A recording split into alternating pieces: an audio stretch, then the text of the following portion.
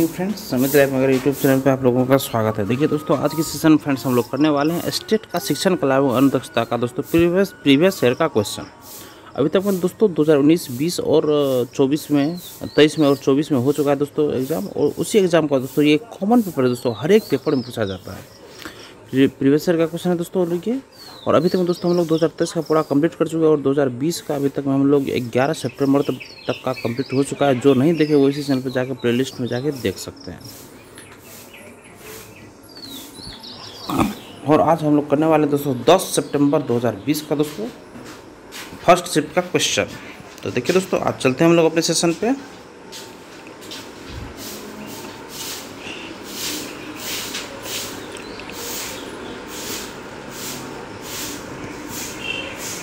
ये रहा हमारा सेशन 10 सितंबर 2020।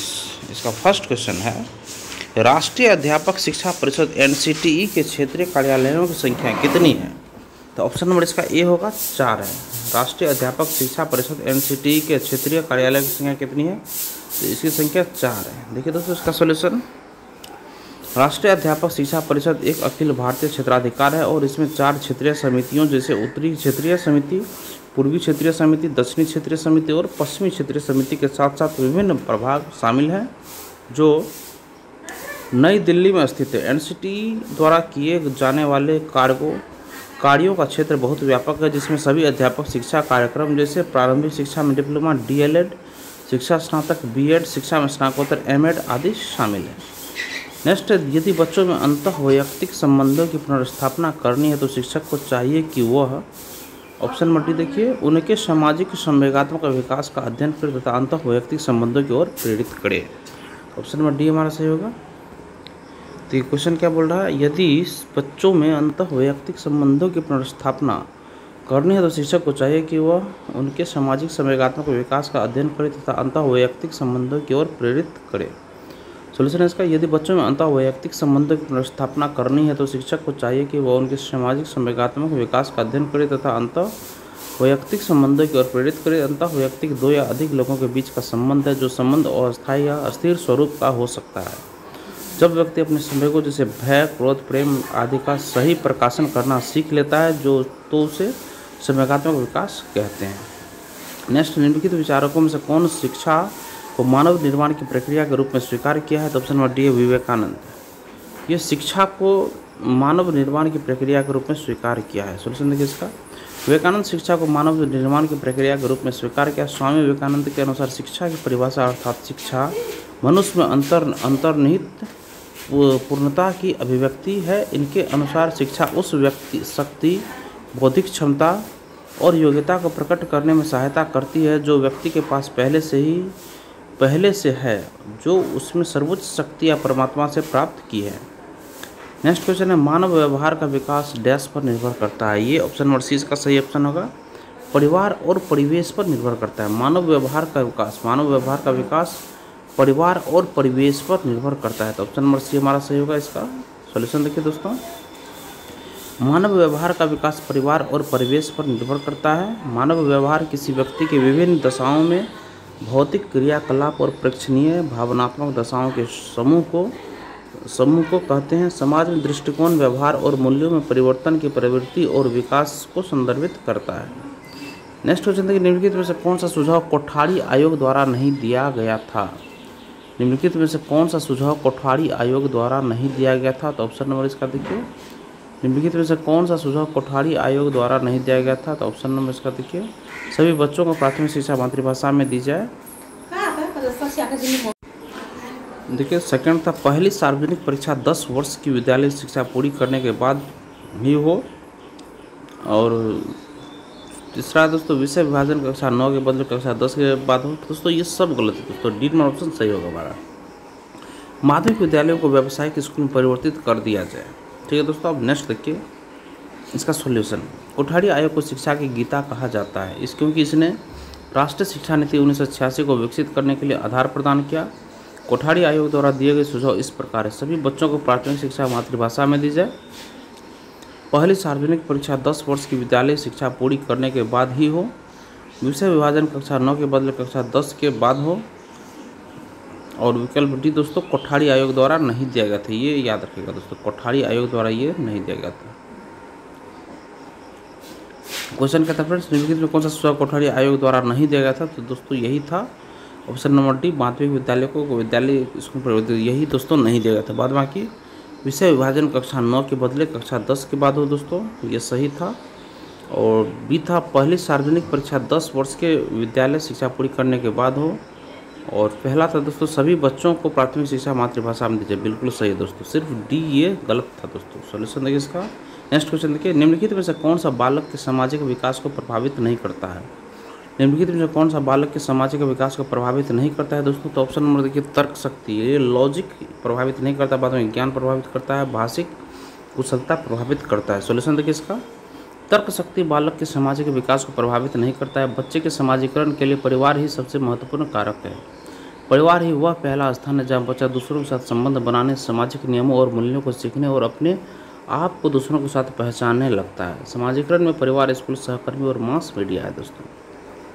याद रखिए निम्नलिखित में कौन सा बालक के सामाजिक विकास को प्रभावित नहीं करता है, तो तर्क शक्ति प्रभावित नहीं करता है, बाद में ज्ञान, भाषिक कुशलता ये सब प्रभावित करता है। सॉल्यूशन नेक्स्ट क्वेश्चन देखिए, इनमें से कौन बाल विकास को प्रभावित करने वाले आंतरिक कारकों में से नहीं है, तो ऑप्शन नंबर सी भौतिक वातावरण, ये आंतरिक कारकों में से नहीं है।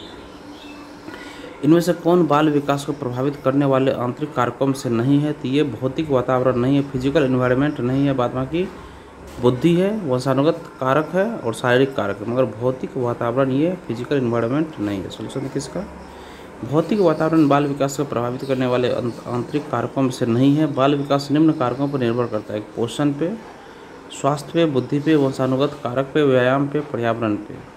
देखिए बाल विकास निम्न कारकों पर निर्भर करता है, पोषण पे, स्वास्थ्य पे, बुद्धि, वंशानुगत कारक, व्यायाम, पर्यावरण, सामाजिक आर्थिक स्थिति, भावनाएं, इन सब पे करता है।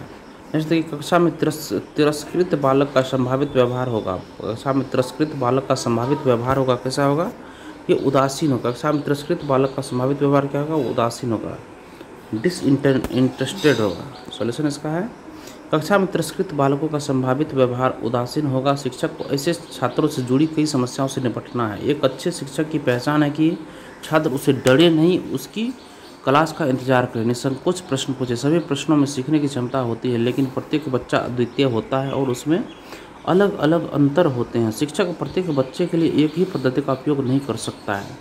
सभी बच्चों के लिए सार्थक सीखने की सुविधा हेतु विविध सीखने के अवसर प्रदान करने चाहिए। नेक्स्ट देखिए, ज्ञान मीमांसा का अर्थ है। ज्ञान मीमांसा का क्या अर्थ है दोस्तों, तो ऑप्शन नंबर सी देखिए, ज्ञान की प्रकृति का अध्ययन। ज्ञान की प्रकृति का अध्ययन दोस्तों, ज्ञान मीमांसा का अर्थ है दोस्तों।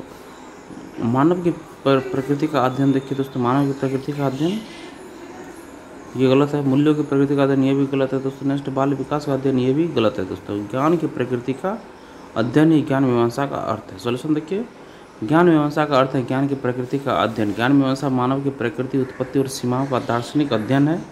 ज्ञान मीमांसा दर्शन शास्त्र की प्राथमिक शाखाओं में से एक है। यह इस बात का अध्ययन है कि ज्ञान क्या है और मनुष्य वास्तविकता का ज्ञान कैसे प्राप्त कर सकते हैं। नेक्स्ट क्वेश्चन देखिए, महायान के अनुसार देखिए, अकॉर्डिंग टू द महायान के अनुसार ऑप्शन नंबर बी, अधिकतर मनुष्यों के लिए निर्वाण मार्ग अकेले ढूंढना मुश्किल है। महायान के अनुसार अधिकतर मनुष्यों के लिए निर्वाण मार्ग अकेले ढूंढना मुश्किल है। सोल्यूशन देखिए इसका, महायान के अनुसार अधिकतर मनुष्यों के लिए निर्वाण मार्ग अकेले ढूंढना मुश्किल है। महायान वर्तमान काल में बौद्ध धर्म की दो प्रमुख शाखाओं में से एक है। महायान बौद्ध दर्शन अद्वितीय सिद्धांतों को भी बढ़ावा देता है, जैसे मध्यमक शून्यता का सिद्धांत, विज्ञानवाद सिद्धांत और बुद्ध प्रकृति शिक्षण।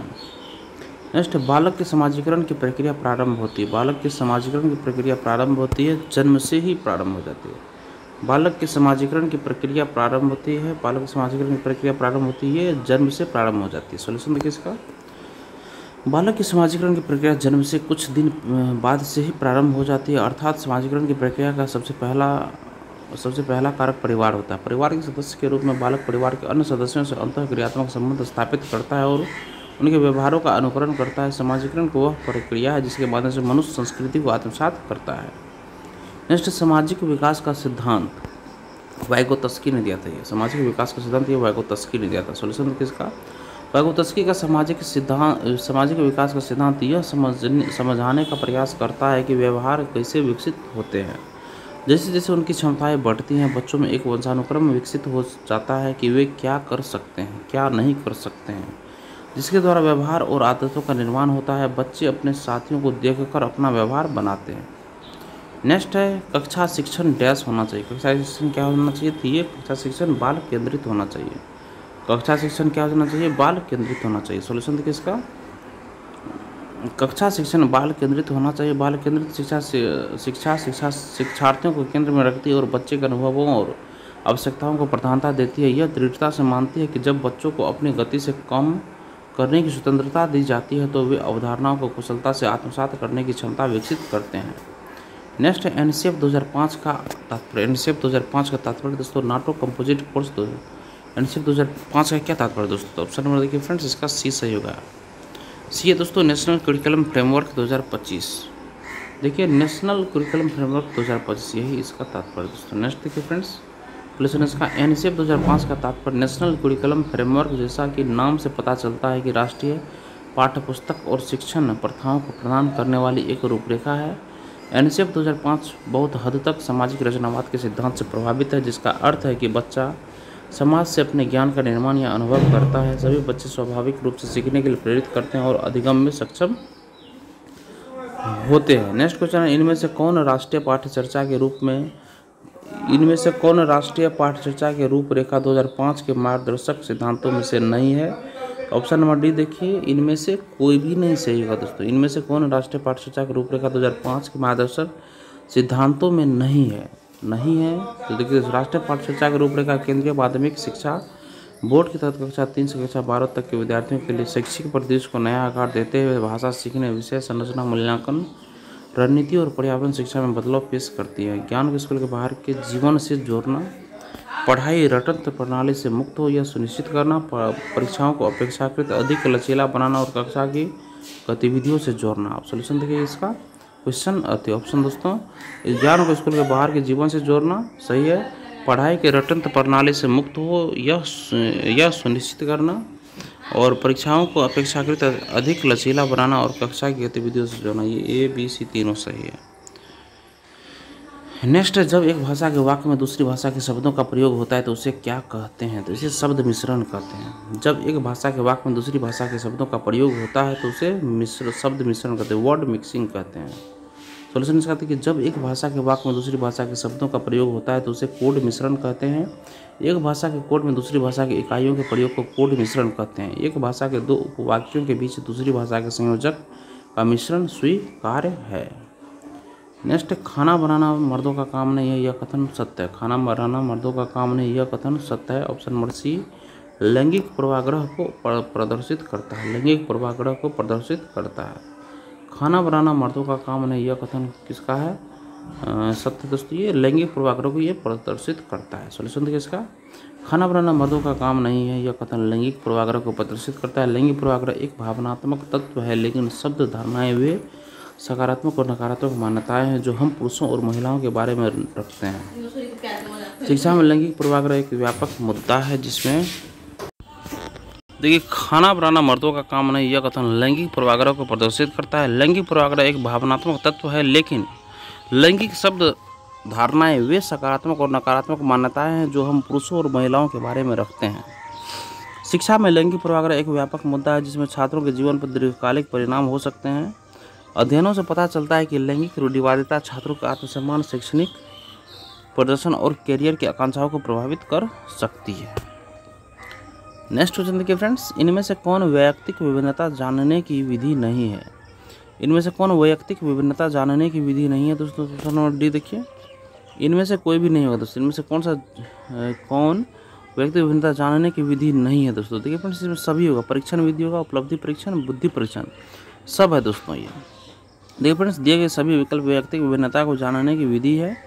वैयक्तिक विभिन्नता का अर्थ है जब दो बालक विभिन्न समानताएं रखते हुए वे आपस में भिन्न व्यवहार करते हैं। इस प्रकार वैयक्तिक भिन्नता से अभिप्राय है कि प्रत्येक व्यक्ति में जैविक, मानसिक, सांस्कृतिक, संवेगात्मक अंतर पाया जाता है। अतः कोई भी दो व्यक्ति समान नहीं होते। इसको जानने विधियों में परीक्षण विधि, उपलब्धि परीक्षण, बुद्धि परीक्षण विधियाँ शामिल हैं। नेक्स्ट क्वेश्चन देखिए, कक्षा में शोरगुल को नियंत्रित करने के लिए संप्रेषण की कौन सी पद्धति सबसे अच्छी है? देखिए दोस्तों, सबसे पहले देखिए फ्रेंड्स, ऊंची आवाज़ में चिल्लाना गलत, डंडे का भय दिखाना ये भी गलत है दोस्तों,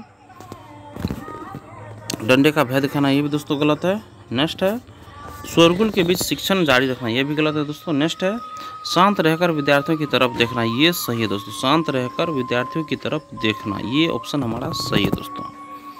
सॉल्यूशन देखिए फ्रेंड्स, कक्षा में शोरगुल को नियंत्रित करने के लिए शांत रहकर विद्यार्थियों की तरफ देखना संप्रेषण की सबसे अच्छी पद्धति है दोस्तों। नेक्स्ट क्वेश्चन फ्रेंड्स, कठिन वाक्य तथा नकारात्मक भाषा विचार संप्रेषण को बनाते हैं दोस्तों, क्या बनाते हैं? निष्प्रभावी बनाते हैं दोस्तों।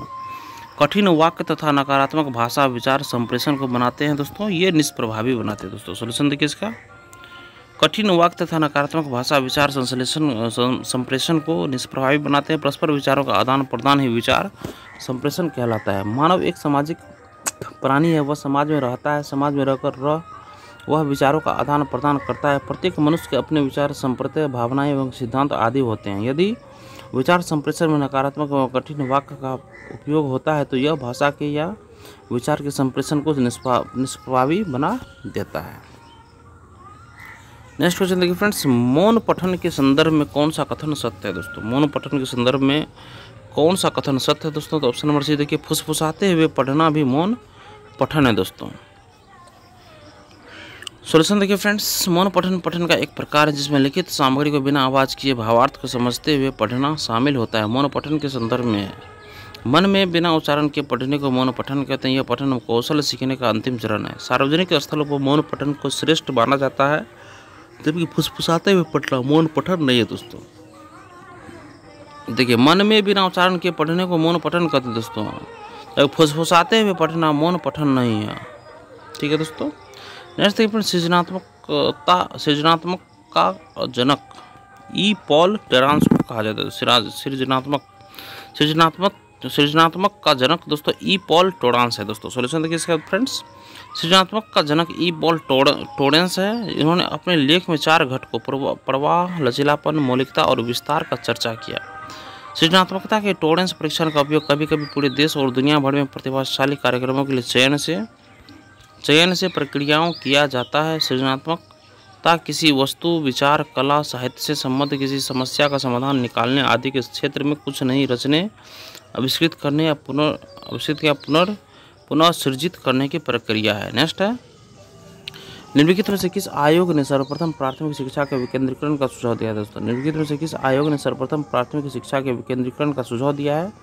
ऑप्शन नंबर बी देखिए फ्रेंड्स, हंटर आयोग दोस्तों। निम्नलिखित में से किस आयोग ने सर्वप्रथम प्राथमिक शिक्षा के विकेंद्रीकरण का सुझाव दिया था दोस्तों? तो हंटर आयोग ने दिया था दोस्तों। सॉल्यूशन इसका देखिए फ्रेंड्स, हंटर आयोग ने सर्वप्रथम प्राथमिक शिक्षा के विकेंद्रीकरण का सुझाव दिया था। हंटर आयोग का प्राथमिक उद्देश्य भारत में प्राथमिक शिक्षा की स्थिति को देखना है, लेकिन आयोग ने भारत में माध्यमिक और उच्च शिक्षा पर भी गौर करने का फैसला किया।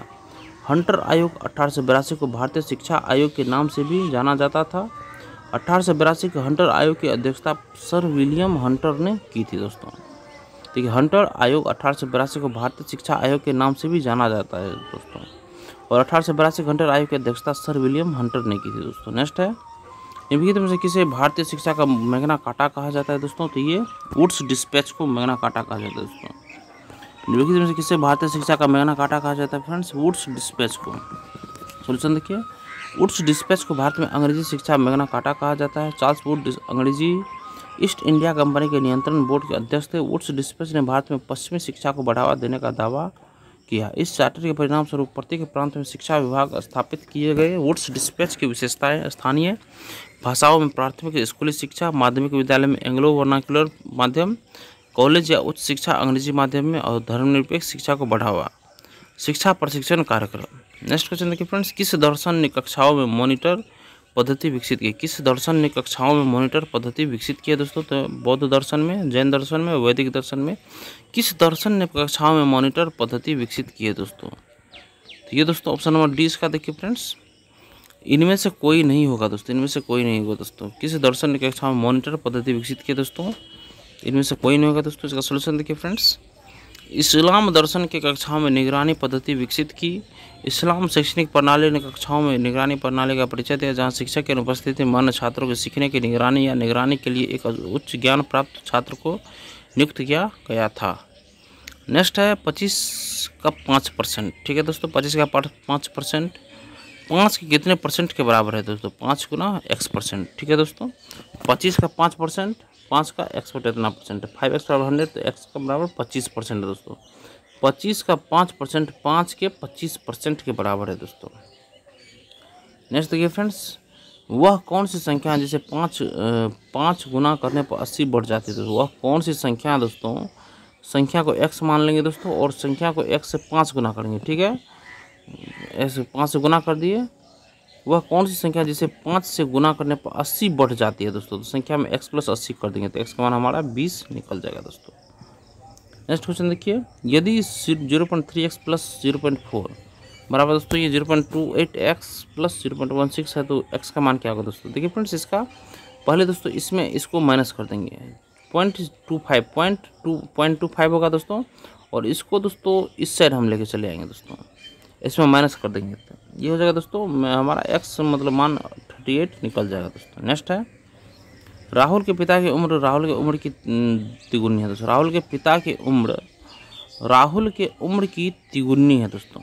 12 साल बाद राहुल के पिता की उम्र राहुल की उम्र की दुगुनी हो जाएगी। पिता और पुत्र की वर्तमान उम्र क्या है? देखिए दोस्तों, माना कि राहुल की वर्तमान उम्र दोस्तों हम लोग x मान लेते हैं। ठीक है दोस्तों, और राहुल के पिता की उम्र कितना हो जाएगा? 3x। अब बोल रहा है दोस्तों, अब देखिए क्वेश्चन के हिसाब से चलिए, तिगुनी है। 12 साल बाद राहुल के पिता की उम्र 12 साल राहुल के पिता की उम्र, देखिए दोस्तों 3x प्लस 12 साल बाद पिता की उम्र। अब क्या बोला दोस्तों? 12 साल बाद राहुल के पिता की उम्र उस राहुल के उम्र की दुगुनी हो जाएगी दोस्तों। राहुल के उम्र की दुगुनी हो जाएगी दोस्तों।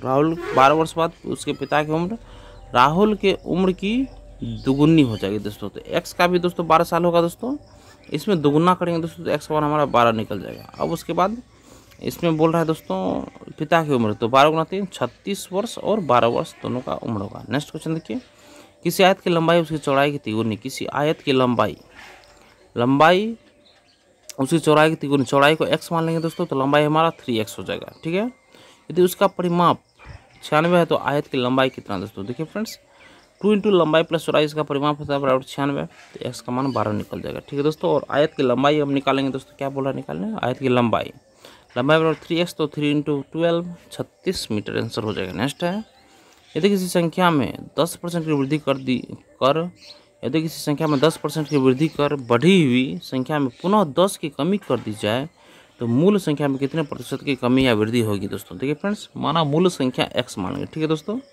10% की वृद्धि फिर 10% की कमी करने पर x का दोस्तों एक पहले 10% वृद्धि कर दी फिर 10% कमी कर दी 0.99x हो जाएगा। ठीक है दोस्तों, 0.99x। अब देखिए दोस्तों अभिष्ट कमी, देखिए दोस्तों x में 0.99x बटे x कर देंगे इंटू 100, तो 1% का हमें कमी हो जाएगा दोस्तों।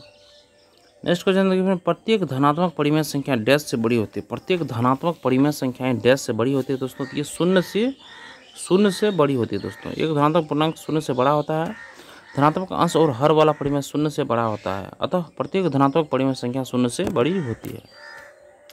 नेक्स्ट देखिए, ए का व्युत्क्रम क्या होगा दोस्तों? ए का व्युत्क्रम क्या होगा दोस्तों? तो 1/a हो जाएगा दोस्तों। ए का व्युत्क्रम देखिए दोस्तों 1/a, a equal to does not equal to 0, इसलिए ऑप्शन इसका हमारा डी सही होगा दोस्तों। नेक्स्ट है, यदि दोस्तों x प्लस 1/x बराबर 5 दोस्तों x स्क्वायर प्लस 1/x बराबर का मान क्या होगा? तो ए स्क्वायर माइनस 2 होता है दोस्तों, इसका फॉर्मूला है दोस्तों। अगर ये रहेगा तो x स्क्वायर में अगर निकाला ए स्क्वायर माइनस 2 तो 5 स्क्वायर माइनस 2 25 माइनस 2 23 इसका आंसर होगा दोस्तों। नेक्स्ट क्वेश्चन देखिए फ्रेंड्स, यदि किसी त्रिभुज के दो कोणों का अनुपात दोस्तों 4:5 है, तो और इन कोणों का योग तीसरे कोण के बराबर और इस कोण का योग दोस्तों तीसरे कोण के बराबर है, तो त्रिभुज के तीनों कोण होंगे दोस्तों। देखिए फ्रेंड्स, पहला कोण 4x हो गया दोस्तों, अनुपात दोस्तों 4x, सेकंड को 5x मान लेंगे। ठीक है दोस्तों, तो तीसरा कोण दोस्तों इन तीनों योग किससे, तीसरा कोण क्या बोला दोस्तों? तीसरा कोण इन दोनों कोणों का योग तीसरे कोण के बराबर है, तो दोनों को जोड़ देंगे तो तीसरा कोण हमारा निकल जाएगा दोस्तों 9x, पहला 4x, दूसरा 5x, तीसरा 9x, तीनों को जोड़ कर देंगे 180 हो जाएगा दोस्तों। 18x बराबर 180, x बराबर 10 मान निकल गया दोस्तों। तीनों कोण क्रमशः हो जाएगा दोस्तों, एक 40 हो जाएगा, एक 50 हो जाएगा, एक 90 हो जाएगा दोस्तों।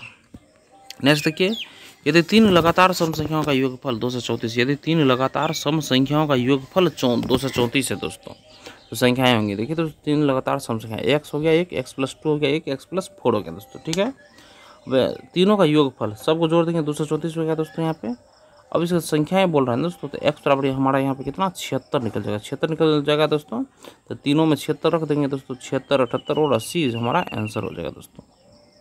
नेक्स्ट, एक विद्यालय में 5/8 लड़के हैं, यदि विद्यालय में लड़कियों की संख्या है, देखिए एक विद्यालय में 5/8 लड़के हैं, यदि विद्यालय में लड़कियों की संख्या 240 है, तो लड़कों की संख्या क्या होगी। एक विद्यालय में 5/8 लड़के हैं दोस्तों, यदि विद्यालय में लड़कियों की संख्या 240 है, तो लड़कों की संख्या क्या होगी। देखिए दोस्तों, सबसे पहले लड़कों की संख्या में कुल पहले विद्यार्थी मान लेंगे, कुल विद्यार्थी कितना है विद्यालय में, तो x मान लेंगे, ठीक है दोस्तों। अब देखिए लड़कों की संख्या क्या हो जाएगी दोस्तों, 5x/8 हम इसको मान लेंगे लड़कों की संख्या। लड़कियों की संख्या क्या हो जाएगी दोस्तों, तो x में से 5x/8 इसको माइनस कर देंगे दोस्तों, तो हमें लड़कियों की संख्या निकल जाएगी। कुल में से अगर लड़कों का संख्या घटा देंगे तो लड़कियों की संख्या निकल जाएगा दोस्तों, लड़कियों की संख्या निकल जाएगा। तो देखिए दोस्तों यहाँ पर लड़कियों की संख्या हमारा 240 दिया हुआ है दोस्तों। अब यहाँ माइनस किए हैं, x बराबर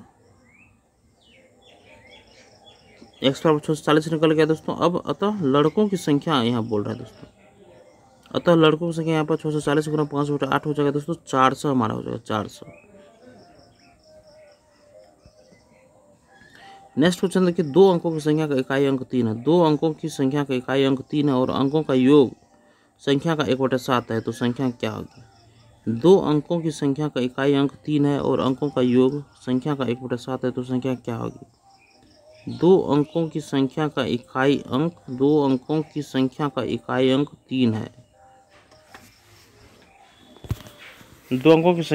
अंक 3 है और अंकों का योग संख्या का 1/7 है, तो संख्या क्या होगी। दो अंकों की संख्या का इकाई अंक का योग, मानो दो अंकों की संख्या 10x + y हो गया, इकाई अंक इसका 3 है, इकाई अंक अगर 3 हो गया तो इस दो संख्या का इकाई अंक 3 है, तो अंकों का योग x + y हो जाएगा, x + y बराबर अंकों का योग संख्या का 1/7 है, तो संख्या हो जाएगा 10x + y/7। y बराबर अब 3 रख देंगे, y बराबर 3 x + 3 और ये करते हुए x का मान हमारा 6 निकल जाएगा। अभी संख्या क्या हो जाएगा, संख्या में x और y का मान रखे 63 हमारा आ जाएगा आंसर। नेक्स्ट, तो 2509 में से कौन सी न्यूनतम संख्या घटाई जाए कि यह एक पूर्ण वर्ग बन जाए। 2509 में से कौन सी न्यूनतम संख्या घटाई जाए कि यह एक पूर्ण वर्ग बन जाए, तो 2509 ले लिए, 25 हो जाएगा हमारा 5 बार में 2509, तो 0 घटाएंगे यहाँ पर। देखिए 9 घटाने पर 25 से एक पूर्ण वर्ग बन जाएगा हमारा, 9 घटा देंगे तो ये हमारा पूर्ण वर्ग बन जाएगा, तो ऑप्शन नंबर ए ही सही होगा। नेक्स्ट क्वेश्चन देखिए, दो अंकों की एक संख्या है जिसमें अंकों का योग 14 है, दो अंकों की एक संख्या है जिसके अंकों का योग 14 है, यदि संख्या में 36 जोड़ दिया जाता है तो संख्या के अंक आपस में बदल जाता है।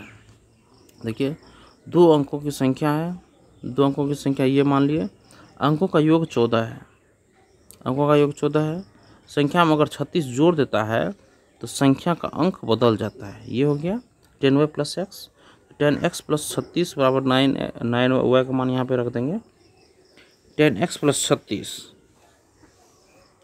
देखिए यहाँ पे निकाल के हम y - x, यहाँ पर हम 4 निकाल लिए।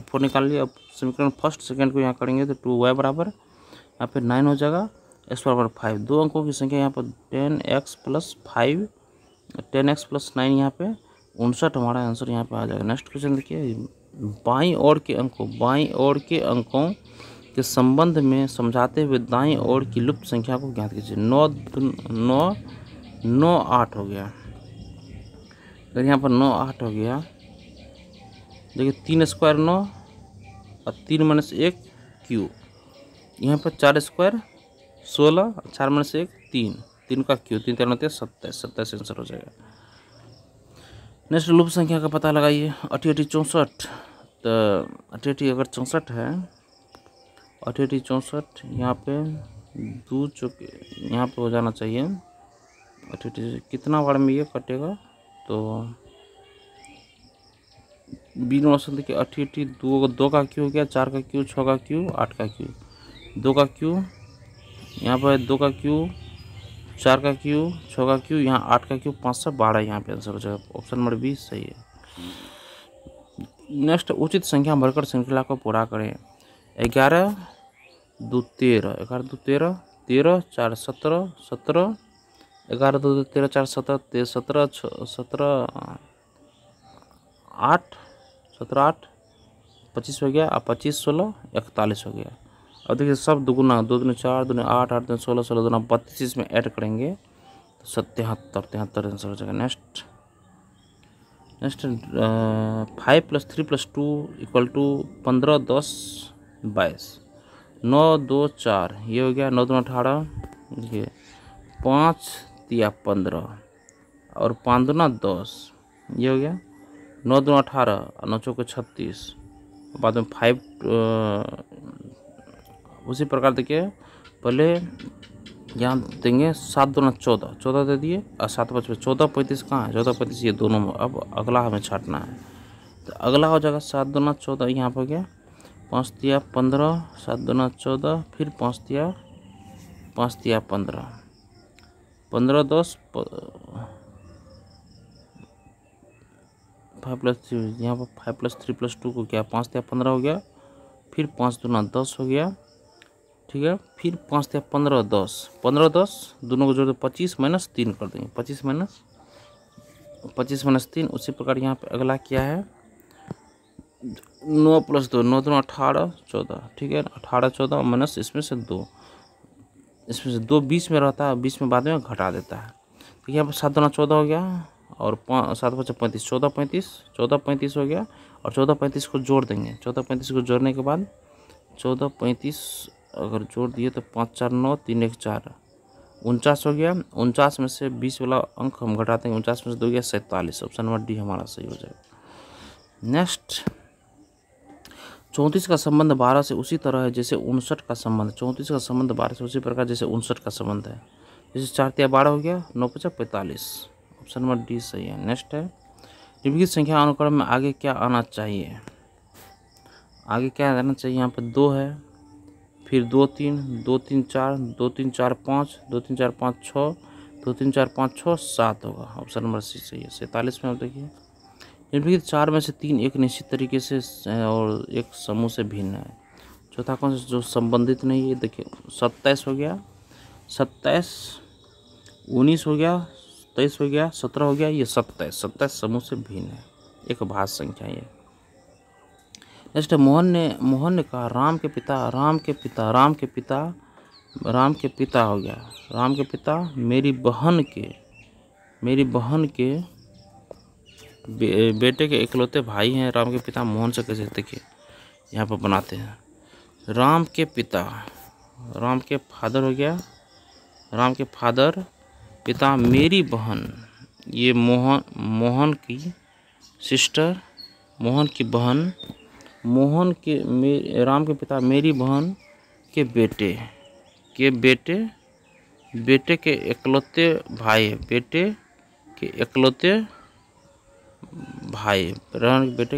राम के पिता मतलब ये इकलौते भाई है, ये हो गया राम के पिता हो गया, इकलौते भाई है। तो राम के पिता मोहन से, राम के पिता कौन है मोहन के, राम के पिता मोहन का कौन होगा, ये हो गया बहन के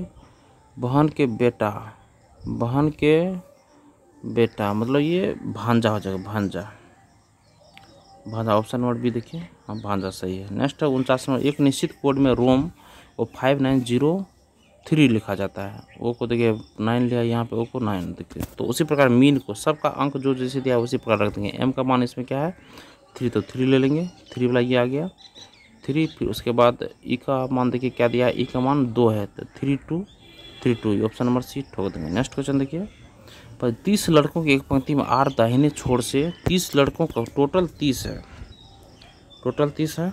अब बोलता है एक पंक्ति में आर दाहिने से चौथे और डब्लू बाएं से 10वें स्थान पर है। तो आर और डब्लू के बीच कितने लड़के हैं? आर और डब्लू के बीच कितने लड़के हैं? तो देखिए दाएं छोर से 4 स्थान पे है, डब्लू बाएं छोर से 10 स्थान। आर और डब्लू के बीच लड़कों की संख्या कितना हो जाएगा?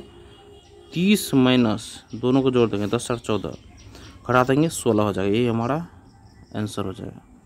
और देखिए इसी के साथ आज फ्रेंड्स हमारा सेशन आज यहीं पे ख़त्म होता है दोस्तों। और सेशन आप लोगों को पसंद आया फ्रेंड्स तो सेशन को एक लाइक आप लोग जरूर कर दीजिएगा और किसी एक व्हाट्सएप ग्रुप में इस वीडियो को जरूर शेयर कर दीजिएगा दोस्तों। चैनल को सब्सक्राइब कर लीजिए और लेटेस्ट इन्फॉर्मेशन पाने के लिए बेल आइकन के बटन को आप लोग जरूर दबाइएगा। और देखिए कल का सेशन में हम लोग करेंगे, कल का सेशन हम लोग का होने वाला है ये 10 सितंबर 2020 का शिफ्ट फर्स्ट का क्वेश्चन है ये।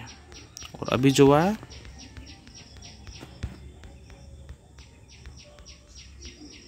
10 सितंबर शिफ्ट फर्स्ट का ही क्वेश्चन है। देखिए इसमें सेकंड होना चाहिए, इसमें हमारा सेकंड हो जाएगा। ये शिफ्ट सेकंड का क्वेश्चन, ये शिफ्ट सेकंड होगा। ये गलती से यहाँ फर्स्ट लिखा गया है, शिफ्ट सेकंड होगा। ठीक है, धन्यवाद दोस्तों।